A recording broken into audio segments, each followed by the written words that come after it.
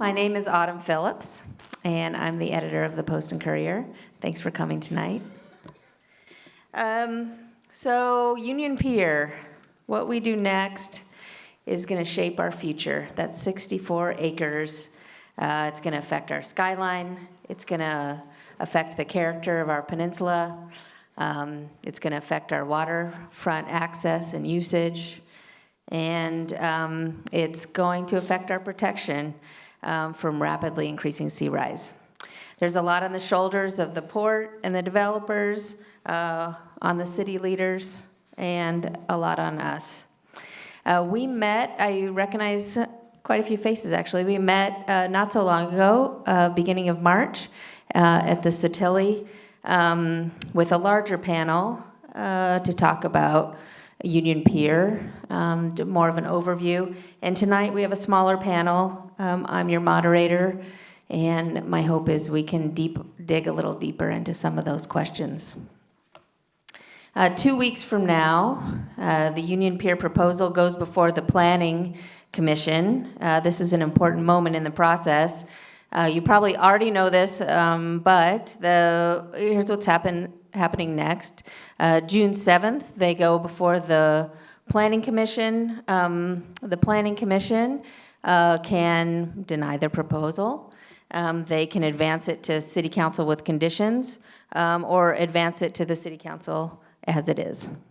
If they do not hold a vote on the proposal in 30 days, it automatically advances to City Council. The next step, City Council has the authority to attach conditions to the development proposal before approving it, or they can defer the proposal for up to 1 year, and if at the end of a year it hasn't been approved, it's considered denied. So the questions tonight, you'll see I have a stack of questions from readers, and also people sent in questions before I got here. And then many of the questions are from our reporting team. So we have a team of business editor John McDermott, business reporter David Wren, and City Hall reporter Emma Whalen, who have been covering this.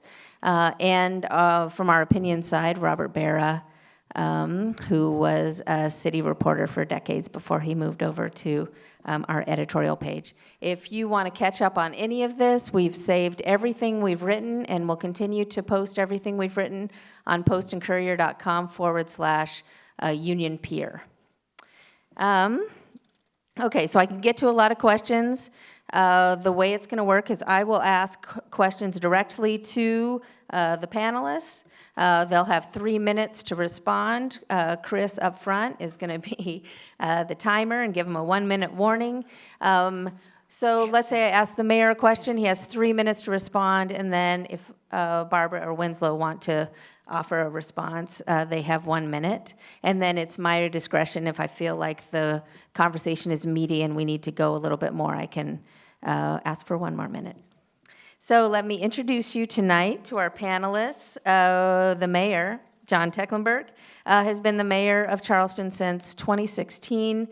During that time, he's paid particular attention to flooding and drainage relief, appointing the city's first ever chief resilience officer, and beginning the process of implementing the City of Charleston flooding and sea level rise strategy. Next to him is Barbara Melvin. Barbara took over as the port's president and CEO a little less than a year ago, becoming the first woman to lead a top 10 U.S. operating container port. She has also held the positions of Chief Operating Officer, Senior Vice President of Operations and Terminals, and Senior Vice President of External Affairs. She was the agency's lead staff person on efforts to deepen Charleston's harbor to 52 feet, giving it Charleston the deepest port on the East Coast. And at the end is Winslow Hasty. Winslow is president and CEO of Historic Charleston Foundation. As an experienced preservationist and urban planner, Hasty has expanded Historic Charleston Foundation's advocacy, engagement, and strategic programming to address preservation, livability, and growth issues facing the Charleston region. Okay, let's begin. So, how's this? I'm going to sit over here so I can see them. Okay, so I got a reader question. I thought, oh, this is so obvious. And then the more I thought about it, I thought, well, maybe it isn't. So somebody asked, what if they don't live downtown? Why should the average Joe care about this? So I'm going to start with you, 3 minutes, and Barbara and Winslow, if you want to take a crack at that question. Why should the average Joe care about Union Pier? It's a defining development. I called it a once and a forever opportunity for our city. One thing I've heard from folks that live off the peninsula is an interest in that public access to the water.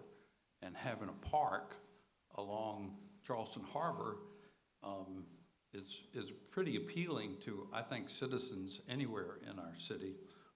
That opportunity, which has been, Laurie Thompson will tell you, has been a vision of our cities for decades to have a perimeter waterfront access, so we open up the waterfront to all of our citizens. Right now, we've got a major piece of waterfront that's totally shut off from the public.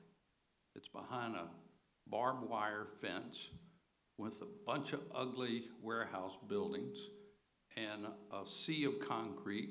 I saw a picture, there's one tree in the whole property, and the opportunity that I think the average Joe would see is to open up this property and have public access, not just green space, but blue space, that open and access to the waterfront. And maybe not just looking at it, but actually getting your toe wet. I think there's a way to plan some things where our citizens could get their toes wet in the water. And small boats, part of the park design would allow small boats to come in and out and recognize the history and heritage of the mosquito fleet that used to come in and out of the water and go fishing at the end of Lawrence Street. Not only commemorate that in a historical sense, but actually make it possible again. There's only one remnant of an architectural gem, the rice mill building facade, and I think that could be a beautiful public space. So I think that would be the primary reason why other folks in the city would be interested. Okay. All right, Barbara. I can only echo what the mayor has shared with regards to access to the water and the open space that we intend to create with the redevelopment of Union Pier. It was a pillar of what we were thinking about. We prefer to call the warehouses rustic, but certainly it was a generous description on the fencing. But right now, a lot of that access is closed off from the public. We don't really have a choice with regards to that after 9/11 and the security that we have to maintain on the facility. But the opportunity that this provides is not really just for the people that will live in the area. We really want this to have an open and welcome feeling for everyone that's West Ashley, Somerville, or even beyond, because of the visitors that do come to the city of Charleston. And I will tell you, we didn't get it right the first time when we listened to the public with regards to additional green space and additional access for the public, particularly with the Rice Mill Mall Park, and we can thank our partners for helping us with that. It only enhanced the plan. Obviously, all those things that have been said are incredibly important. This is an opportunity to redevelop and create a true waterfront district for downtown Charleston, and that's huge. To have, places where people can eat and have a drink on the water. There aren't many places to do that, so that's incredibly important. The other reason I'd say that this is of relevance to people beyond the peninsula, and this isn't just the city, but the entire region, which is, some people don't like to hear this, but the peninsula of Charleston is the sort of gem of our region. We have a lot of gems, but it is the gem, and it is a huge economic driver for the entire region.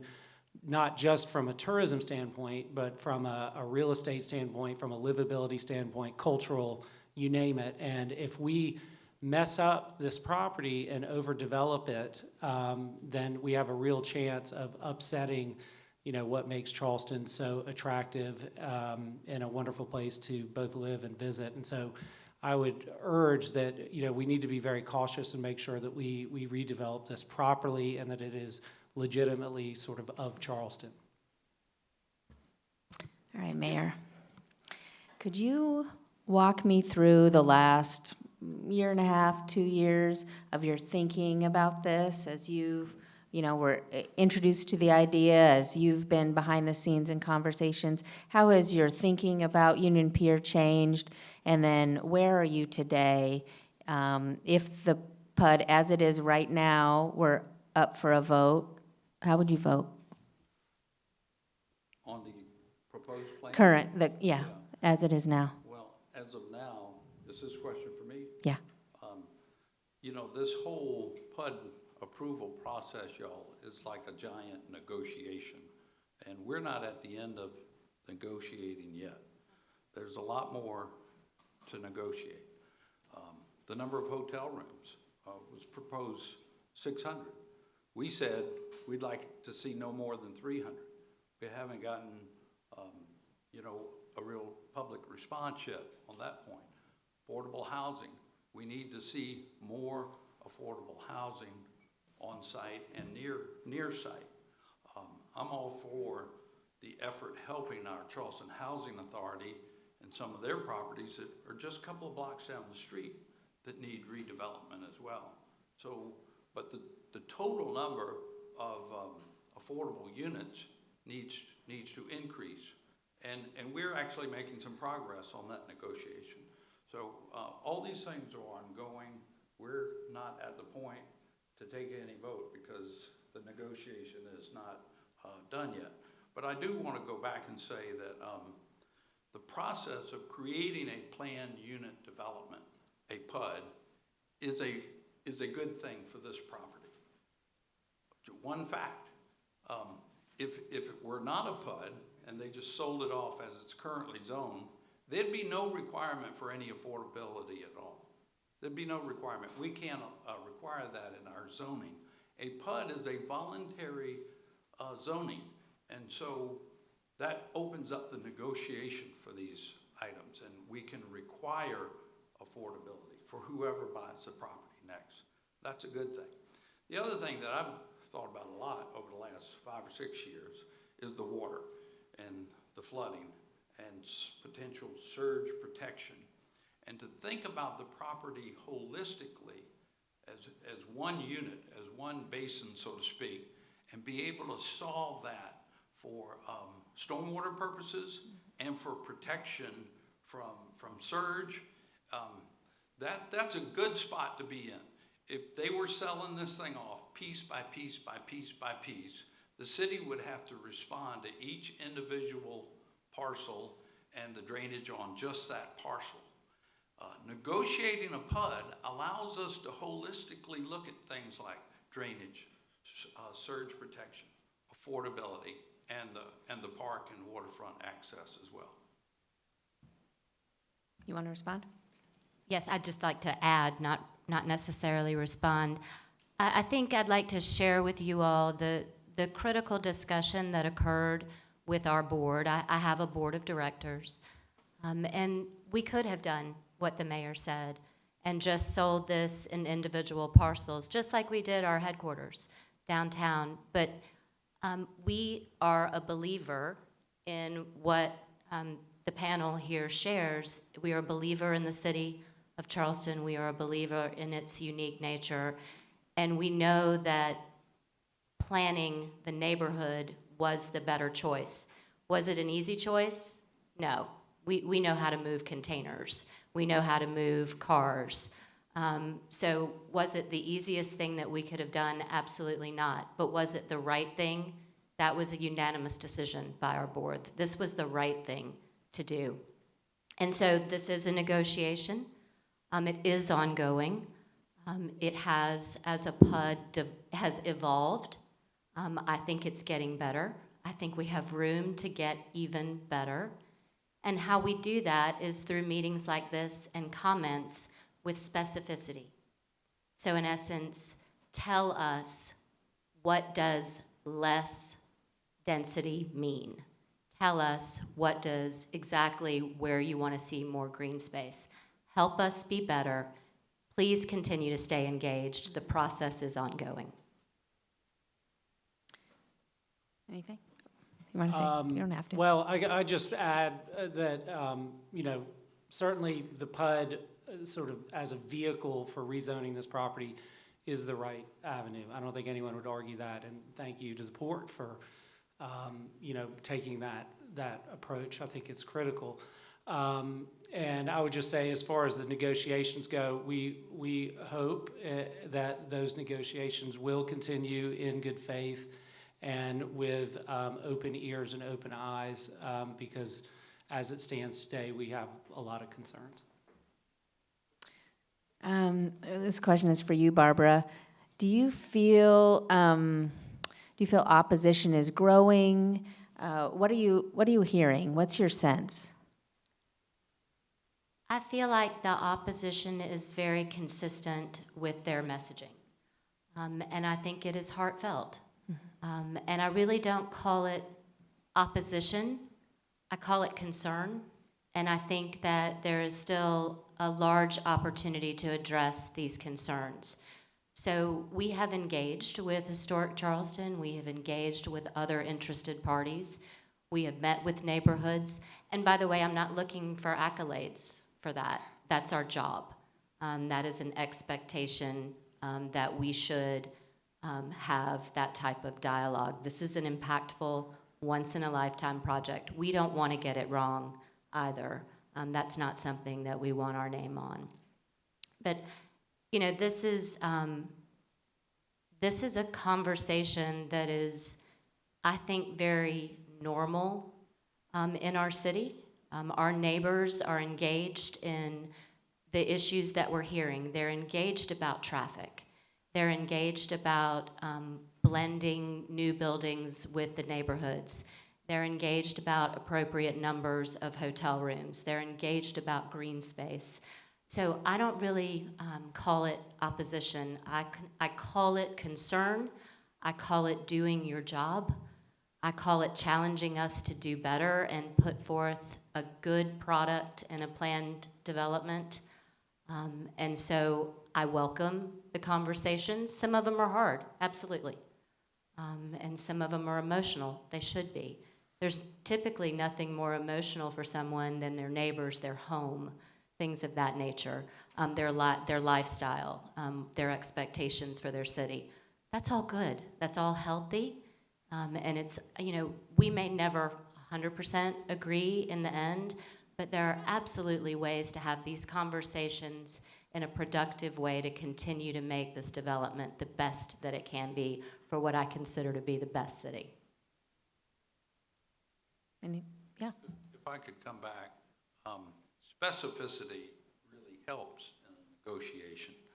It's one thing to say, hey, it's too big, it's too tall, but the city is doing our job. We returned 12 pages of detailed responses at our recent TRC meeting. You just heard me talk about specific numbers of hotel rooms. David, I hope you don't mind me calling you out. I met with David Gross with Ms. Zeke Ragsborough, and he had a specific list of requests, like regarding the affordable housing, creating a park up at Washington Street where it meets with East Bay, install lighted crosswalks, commit to traffic calming devices in specific locations. I mean, getting specific is okay and helpful for us to make a better cake out of what we're baking here. Thank you. All right, this question is for Winslow. We spent some time wordsmithing this, so I'm going to read it. Don't want to get it wrong. Wow. Okay. All right. A bunch of reporters in a room. We can't help ourselves. This is an interesting discussion because there's public good on both sides. Today, we know the importance of a robust port and to have the Leatherman Terminal expansion funded. On the other hand, Charleston is a unique place that needs to be preserved and protected. How do we know we've made the best decision for future generations long after none of us are here? Wow. So that goes to sort of the legacy piece, right? This is a legacy project. To the mayor's point, it's a once and forever. When we're talking about, roughly, once it's said and done, a little under 40 acres of waterfront property in the historic district of downtown Charleston, that's sort of unprecedented. And so, from my perspective, for this to be a successful project, it's, when at the end of the day, we have a waterfront district that we all can be proud of, that we want to go and visit as residents. Obviously, there'll be visitors there as well, but I think, it's a place where residents want to be. I think that's really important when it truly feels like a natural extension of the city of Charleston, which is, we've been hearing that in marketing language, and I would just challenge us as a community to ensure that that happens. I mean, that's critical. And that does relate to height, and it relates to building scale and footprints and all those things that we've talked about consistently since the fall. It does relate to allocation of open space and how welcoming and accessible this site feels, not only to visitors and residents, but all walks of life, people from all neighborhoods on and off the peninsula. When it addresses in an innovative and progressive way our resiliency needs. I think this is an opportunity for us to really lead with a visionary approach to stormwater and storm surge management in a very integrated, comprehensive way. We've, how you can incorporate the potential seawall into this in an innovative way. So there's a lot of opportunity for us to sort of lead the way and show what good waterfront development looks like. And there's a lot of different aspects of that.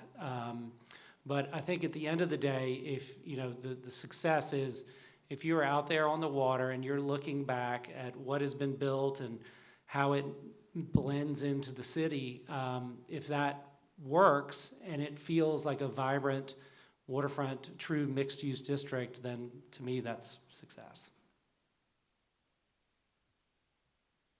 Okay. I get back Oh. to Oh. park, and the Battery is a forever thing. You got that beautiful view of the harbor. Now Waterfront Park, just created a few decades ago, is a forever beautiful thing for the city of Charleston. I'm telling you, that waterfront access and a beautiful park on that whole stretch of waterfront is a 50-year, 100-year, forever thing for the city of Charleston. It can make a quality of life of our peninsula just, I think, a quantum leap forward. Winslow mentions the water and surge protection, and we were thinking about this 4 years ago when we started our feasibility study, and we didn't even know that we'd be able to include the port property into the plan for that surge protection. Once again, this gives us the opportunity to do that.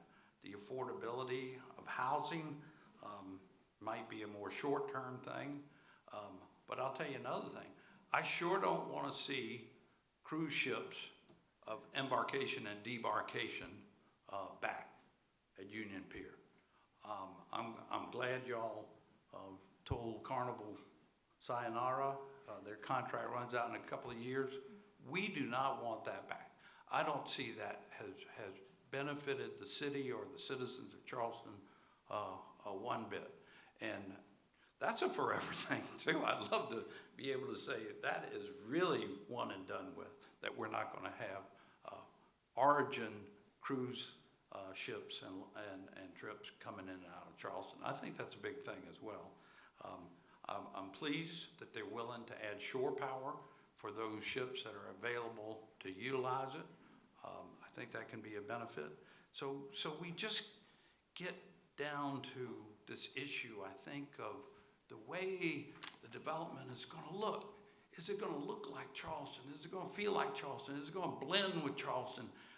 And I think we can do that. I mean, we've made some progress in the negotiation already about the architectural guidelines that will actually be baked into the PUD. So again, whether it's a buyer now or 10 or 50 years from now, that they would have to adhere to those architectural guidelines that are gonna make the new buildings look like Charleston. It's my time.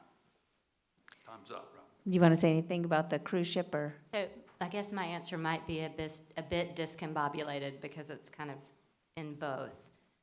First, with regards to the wording of the question, I wanted to clarify what I think has become a bit of a misconception. We are not attempting to build Phase 2 and Phase 3 of the Leatherman Terminal with the proceeds of the sale of Union Pier. It is a part of the financial plan. It is not the whole financial plan. I mean, we have multiple sources that we utilize, our own revenues. We are constantly in competition for federal grants. We receive support from the state for outside the fence projects. So our capital plan is a blended amount of money that comes from a variety of sources. So please don't think that this is, we're selling this property to build out the Leatherman Terminal, and that's our only source of revenue. So I just wanted to share that.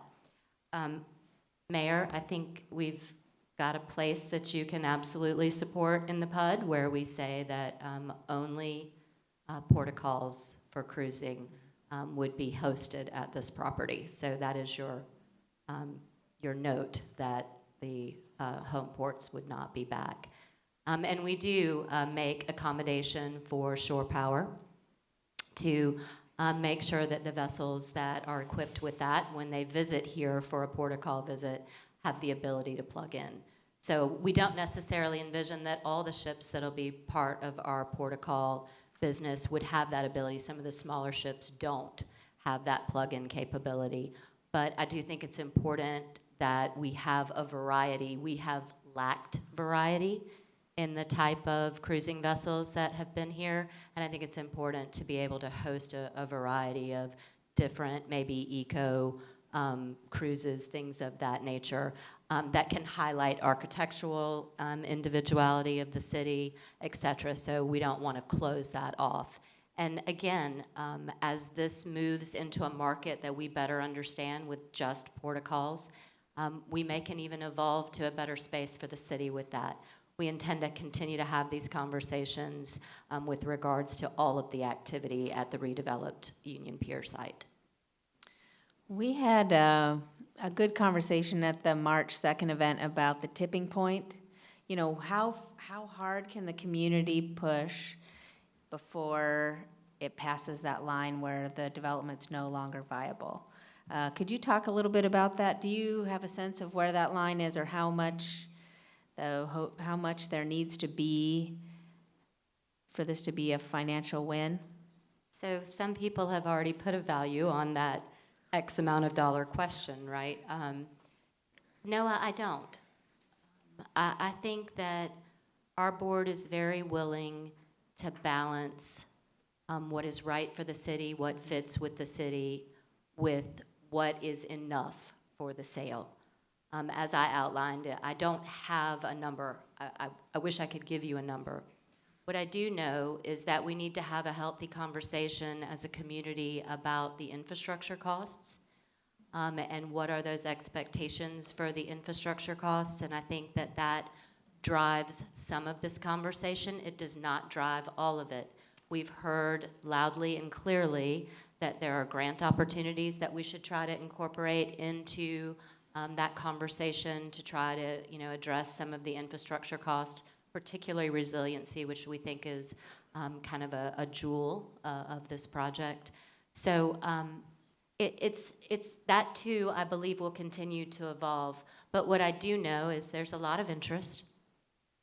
There is healthy interest in the property, and I believe that interest is tied to a great development, not necessarily one that is overdone. And when this community can come together and describe it as great, then that's going to bring the right buyer. Okay. Mayor, I have a question for you. This is partly my question, partly a reader question. You know, in April, it was last month, we banned fill and build in low-lying areas. Does that vote affect this development at all? Is the first part of the question. And then a reader, you know, tied to that with the flooding, the proposed flooding integration may or may not work. Do you know a comparable flooding project in the U.S. That has been tested? What's the So- second part of the question? Okay, it's really overall a question about flooding, about sea rise, and how much which I know is everybody's thinking about. But really, you know, minorly, the fill and build ban. I was wondering if that shifts this conversation at all. If you see any of this development as being a fill and build, and then really to the broader question of sea rise and flooding. I can read it again, it's a reader question. Okay. The proposed flooding mitigation may or may not work. Do you know a comparable flooding project in the U.S. that has been tested? Well, let me just speak about this site. I'm not sure how to compare it to other sites, although there's one I thought of, which was one that Winslow visited when we went to the Netherlands a few years ago. When I saw the cutaways of what they're proposing, it creates a T-wall, if you will, and then puts top on it, basically, so you have the parking on the level that now exists, and then you would basically build on it. And some people have, I think, incorrectly termed that as being fill and build. Our fill and build ordinance that we just passed was really applicable to green spaces that people are filling and building new on. The whole site here, y'all, is a concrete yard, and there's not a drop of water that's retained or going for any green purposes. So we can improve the drainage from this site just incredibly, in my view, if we follow the very tough requirements of the city of Charleston. But the surge part of it, the garage basically becomes similar to that garage that we saw in the Netherlands that was built up near the seashore, and they leveled out the sand dunes and did a parking level, and then they put the sand dunes back on top of the parking level, and it served a couple of purposes of providing some parking, but also elevating things to provide that surge protection. Now, I'm gonna run out of time on this, but I gotta tell you that this could be a piece of our surge protection for the entire peninsula of Charleston. And I think you all know we passed the feasibility study with the Corps of Engineers. We actually got an authorization before the end of last year from the federal government, from the Congress, signed by President Biden, that authorizes us, if we design a project that works, that we'll get 65% of it paid for by the federal government to the tune of about $850 million. That's a lot of federal money to help us protect the peninsula from future sea level rise and flooding.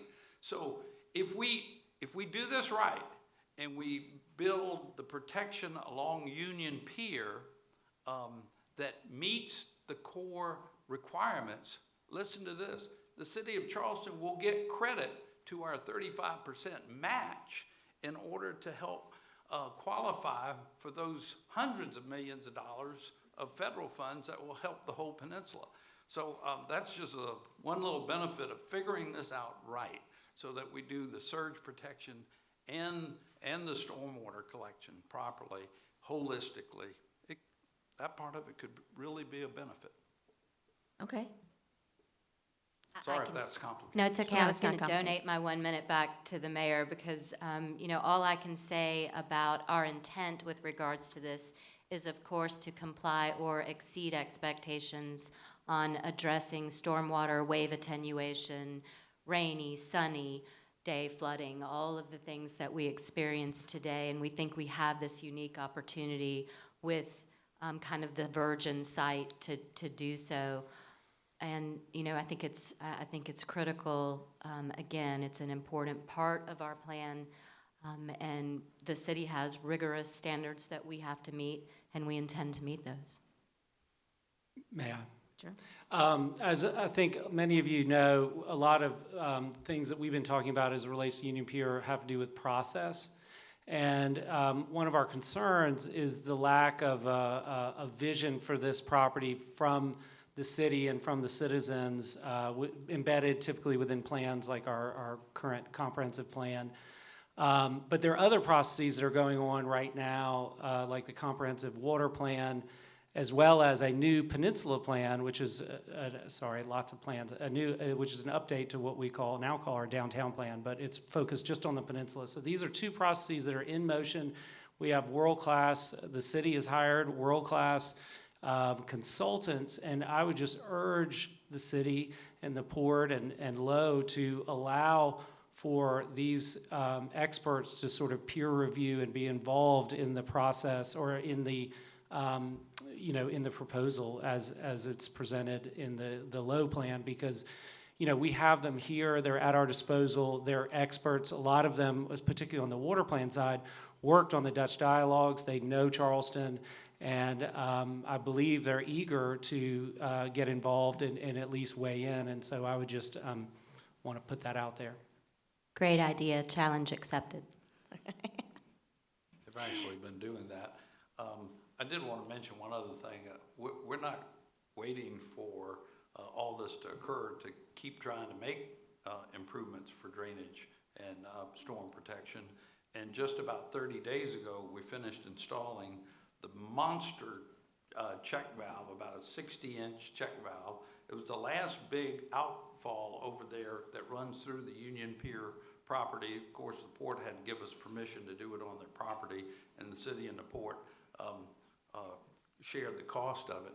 But I don't know if y'all have noticed any sunny day, high tide flooding on Washington Street in the last 30 days. But next time it's a really super high tide and it's not raining, go check out Washington Street. It's making a difference. All right, this is a question for you, Barbara. I know it's a negotiation, I know it's ongoing, but what if we get to the end point, and the city council votes it down? Do you have a plan B? Not yet. Not yet. We have such a great confidence that we can, working together, have a plan that is acceptable, that we really have not thought about that plan B. Of course, there are the opportunities, like what the mayor mentioned, to sell in parcels, but we've been very clear that we don't think that that is the best vision and would create the best vision for the city. We can always continue to utilize the terminal for maritime use, and we had paused that, but that can be reactivated.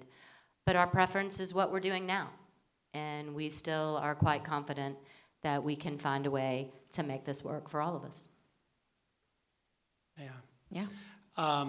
When you're sitting up here listening to the three of us, it sounds like we're all on the same page, which is awesome. What I would do is challenge the port and Lowe and the city, and by city I mean City Hall, City Council, Planning Commission, all the reviewers that are going to be looking at this, which is to really look at what's in the PUD, because we can talk and sound like we're all on the same page, but ultimately at the end of the day, what's in the PUD is what matters, because that's the development rights that convey to a private developer once this moves through the process. And from looking at the development that we've seen on the peninsula, some really bad examples, unfortunately, over the last few years, you can see what the sort of institutional investors do, and what they do is not good. And so if we don't put it in the PUD, specific language, back to specificity, put specific language in the PUD that governs all of these issues that we're talking about as it relates to heights and footprints and quality of buildings, quality of urban design, open space, affordable housing, all these things that we know we want. If it's not in the PUD, we cannot just trust that it's going to happen. Just to add to that, I think that that is certainly what we're trying to do, Mayor. I don't mean to have breaking news for everybody, but since the technical review committee meeting, we have taken those comments from the city, and we have had agreement on height. Just today, we had agreement on all of the design elements that were included as part of the technical review committee, which is simply the city staff. Their comments with regards to that. So that specificity will be in there so that there is no ambiguity for what the developer may come in and do. We think it's important that the expectations that we are setting in our renderings, in our drawings, are actual. And so that is what the language is designed to make sure is created once it's built. And that's what we'll see when it comes to the planning stage? That's correct. That's interesting, because I was going to ask you, I was surprised that you decided to move on from the TRC instead of going back and going straight to planning. But is that why you decided you could answer everything before June 7th? We're very confident. We are actually able to address, we've had, so rest easy. Your city is working extremely hard to be a good watchdog on this project. I mean, we have literally, since the TRC meeting, we have had meetings on traffic, on design elements, on height, and we'll continue all the way up until the presentation to the Planning Commission, because it is important to make sure we're continuing to have that input. Go ahead. So I'll acknowledge, y'all, that one of the development types that we have not liked collectively, and I think the Union Pier proposal has really elevated this topic, is when you have one big building take up the whole block. And maybe we should have learned this lesson a little more from the Jasper. I think it's manifested itself at 295 Calhoun Street, which has been turned down by the BAR, really for that reason. And what we don't want to see, we realize this at the city, we're getting our hands around what do you specifically put in the PUD that disallows a Texas donut. That's where you have one building taking up the whole block, from corner to corner with the parking in the middle. We don't want to see that style development. And I just relate to what I see in our own beautiful city. I walk up and down Broad Street, and that block from East Bay to Church, it's amazing. It's diverse, but yeah, it's buildings all the way down, but there are various heights and various facades and colors, and it makes it charming and interesting and looks like our city. And so what we're trying to bake into this plan, and we're using guidelines that were developed by the Historic Charleston Foundation along with Mr. Duani when we were looking at our BAR changes a few years ago, to actually put those into the PUD so that they're not even, they're required before they go to the BAR to make the architectural product look like Charleston. I could just see Broad Street on Concord Street, and I think that would be an extension of the city that could be a beautiful asset for us long term. So I know y'all probably think the mayor is sounding so positive about all these benefits. We are negotiating in good faith, and I do believe we have an opportunity. We need to do it right. It may take a little more time, Barbara, than you would like. So, we're going to have some time when it gets to city council. We got up to a year.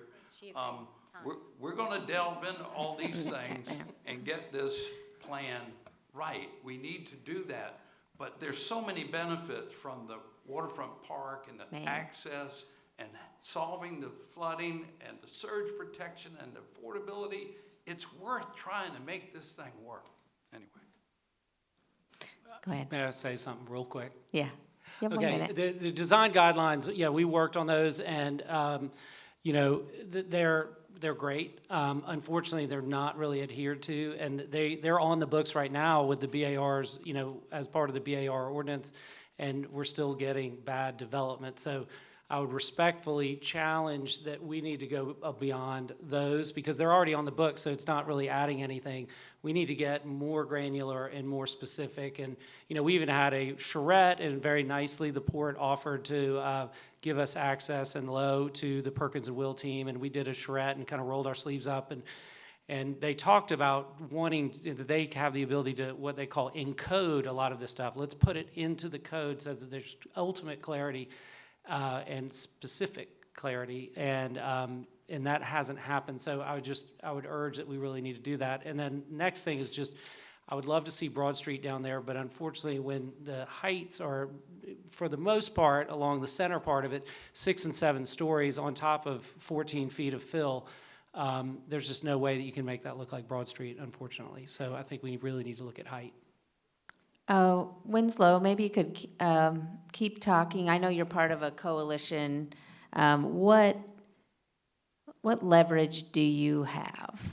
What's your battle plan? I've got these two friends up here, and we're all speaking the same language, so we just need to, you know, enter into a room and work it out. You know, what leverage do we have? Obviously, there's the public process. What we are urging is that, I know, you know, that Planning Commission has their hands tied a little bit in terms of timing, the amount of time they have to respond to something. But really, once it gets to council is the time that I think the city can really say, okay, let's bring in these outside third-party, you know, peer reviewers that are working on the water plan. Let's bring in folks that are working on the peninsula plan, and let's have a sort of civic values-led process to understand better what the city needs and wants at this site. And then once you have that information, it doesn't have to take a whole year. It really doesn't. I mean, we have these processes in place. I think there's an opportunity to kind of dovetail into those. And, you know, this isn't being obstructionist. It's just really affording the public and the citizens an opportunity to weigh in and us to better understand what we need as a city at this site. Layer that into what, of course, the port has their needs, the developers are ultimately going to have their needs, but I do think there's a great opportunity there. So our leverage is the public process, and making sure we utilize that process to get the best outcome. Of course, our other leverage is the fact that this is Charleston, and Charleston is a beloved place. And, you know, there's been some national recognition about some of the concerns around this, and people are fired up. I know a lot of our neighbors and friends around the city are very fired up. And so, you know, there is that upswell of interest and support for doing this right and understanding that there is a better way. So I think sort of leveraging and harnessing that energy also is a good thing.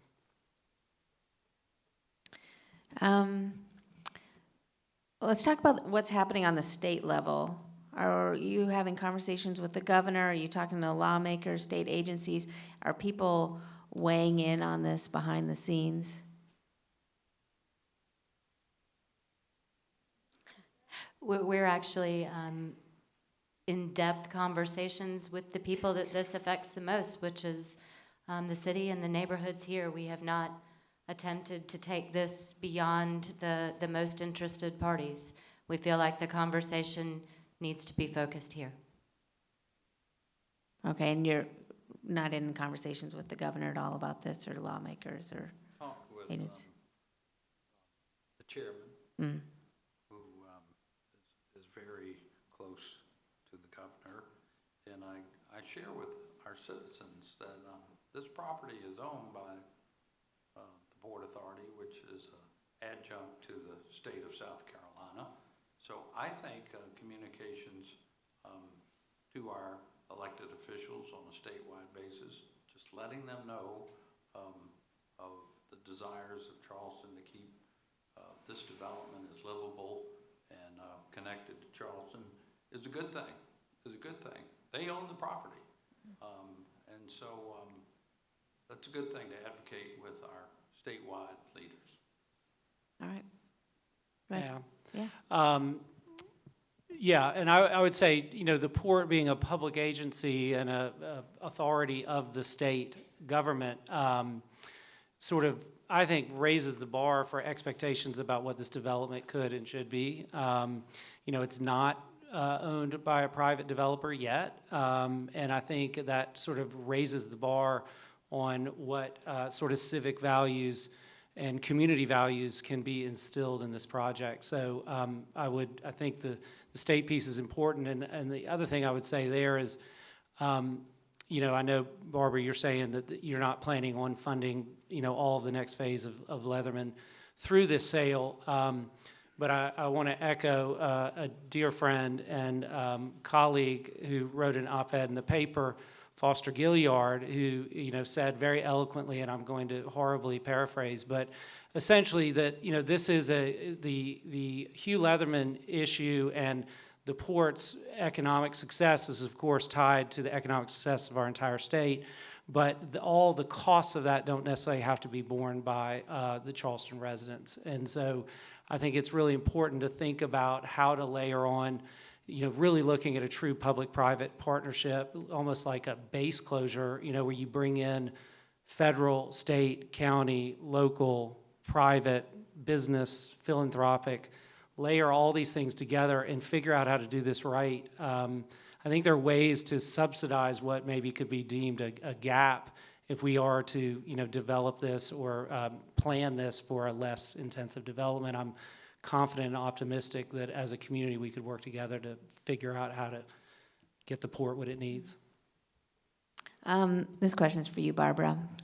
So a big part of the financing of this would be a TIF district, wherein the county and the school district would forego the tax benefit for 25 years. Do you know, as you've been thinking about this development and the kind of people who might live there, do you imagine it being full of kids, or what kind of insight could you give us about what pressure it might put on the school district? Well, we're actually very hopeful that the neighborhood is filled with a mixture of folks, and we've started preliminary conversations about what does this TIF look like and what might we expect from both the city, the county, as well as the school board. And there are some touch points in each place. So we want to have infrastructure and park maintenance and things like that, revenue available to the city. We'll have a developer piece who ultimately buys this from us that will have obligations to put infrastructure in place long before there's that first revenue dollar created from a TIF. So there's a consideration for a mechanism to help pay back the developer eventually for that. But from a school board perspective, I think it's really an incredible opportunity to help put kids into the schools that actually have room to take them. So there's not a lot of overcrowding on the peninsula schools. So I think that could be a great benefit should we be able to add children in a place in the Charleston County School District where they can absorb that without needing new schools. And then I think, too, the affordability piece is very attractive to the school district because we've had a lot of conversations in this community around affordable housing. And I've shared this, and I do share it sincerely, that I did not understand the issue before I started to delve into the needs in this community for affordable housing, and they are tremendous. And it's not what we all grew up thinking about affordable housing, and I don't mean to be preaching to the choir if you are more advanced on the issue than I was, but it's not what I thought. These are workforce housing. These are our teachers, our first responders, who we have to find places for them to live and be. Otherwise, we're not going to have teachers that want to teach downtown because they don't want to drive 30 minutes from a more affordable place to live. So we need to provide all of this, and these things, I think, on a property that collects no tax dollars today is what makes the conversation about a TIF among these three entities, governmental entities, an attractive conversation. One thing I'll just say about the TIF, sorry, is it is the public financing aspects of all this are, kind of unknown to us to date, and I think it's put us at a little bit of a disadvantage when we talk about wanting specificity and us being able to give specifics. It can be difficult to do when you really don't understand how the infrastructure is being funded, who's participating in the TIF, is the school board going to be a player? They've shown some lack of interest in TIFs more recently. And so is the county, so there's just a lot of questions, and I know we've all been very eager to see anything that we can to, as a community, better understand, because I think the last thing the city would want to do through, approving this PUD at city council is tie the hands of the city in some way and put them on the hook for something that they're not fully aware of. So. And if I may, that is a very fair criticism by Winslow. We are finalizing that information into buckets, and we hope to be able to share that very soon, because that is a very fair criticism. Yeah. So if I may share, I don't know how many of y'all know about TIF districts and even what that stands for. I know there's been a lot of education lately, but it stands for a tax increment finance district. And so you have a property like this that's generating no property taxes whatsoever, and you form a district. You have to have for it to be meaningful, generate dollars, you have to have the participation from the other taxing authorities, the main ones being county council and the school district.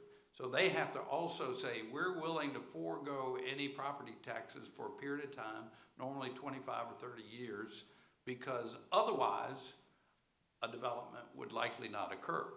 So the thing about it is, though, even when you form the district, you don't get any revenue until some development actually occurs, until you build a new building and it's on the tax rolls, and then you start getting that incremental tax.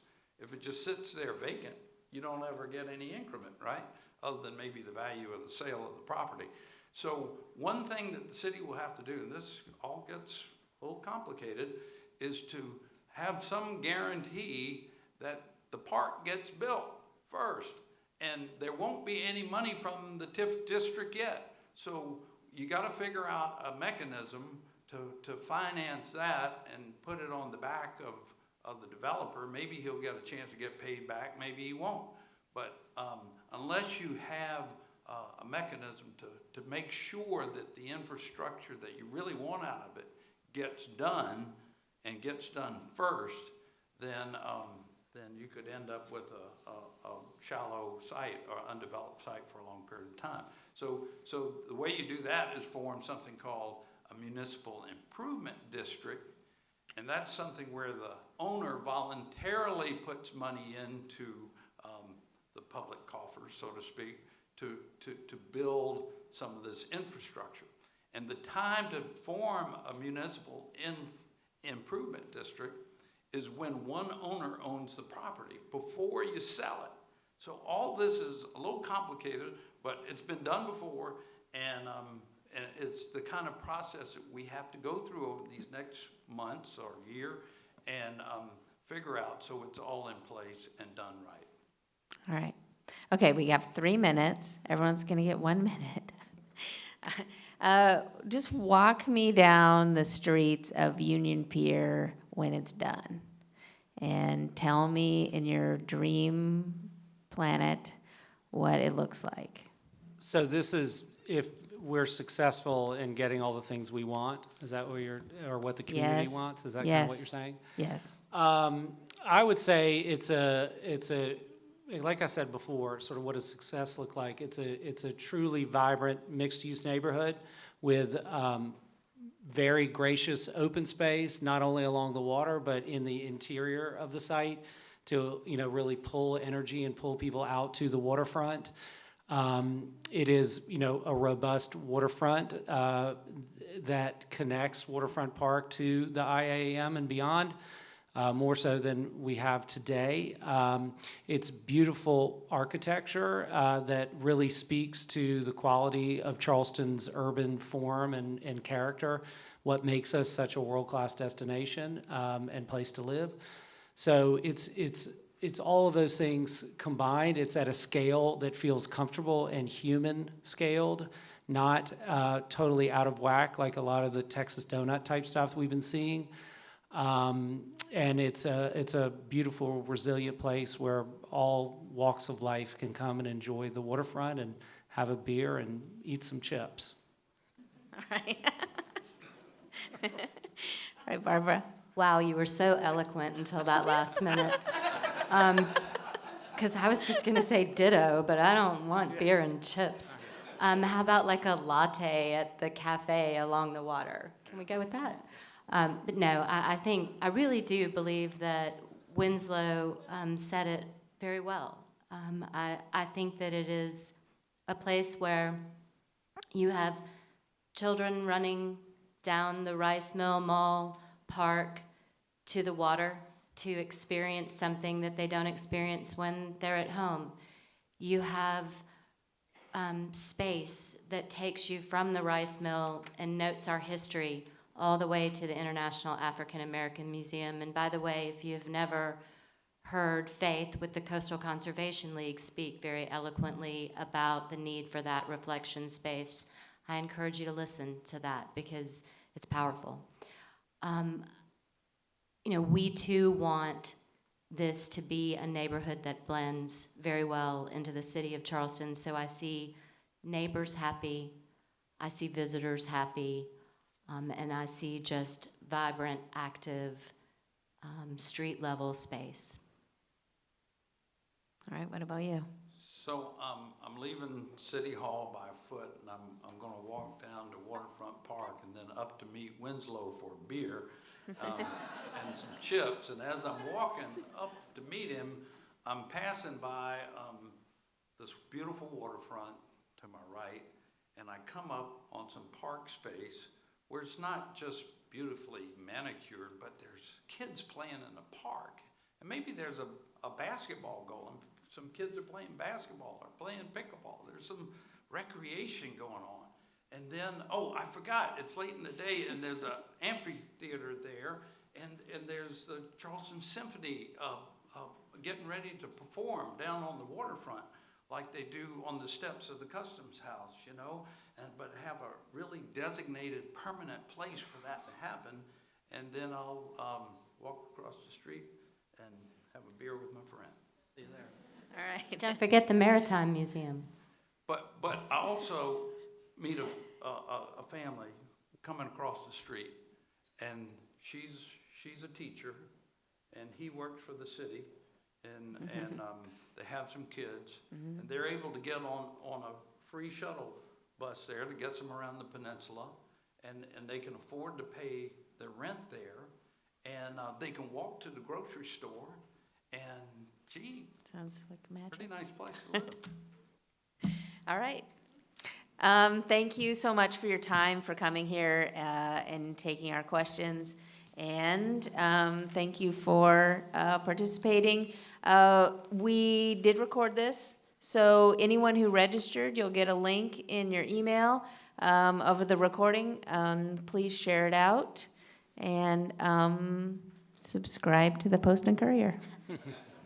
Thank Thank you. Autumn, for having us.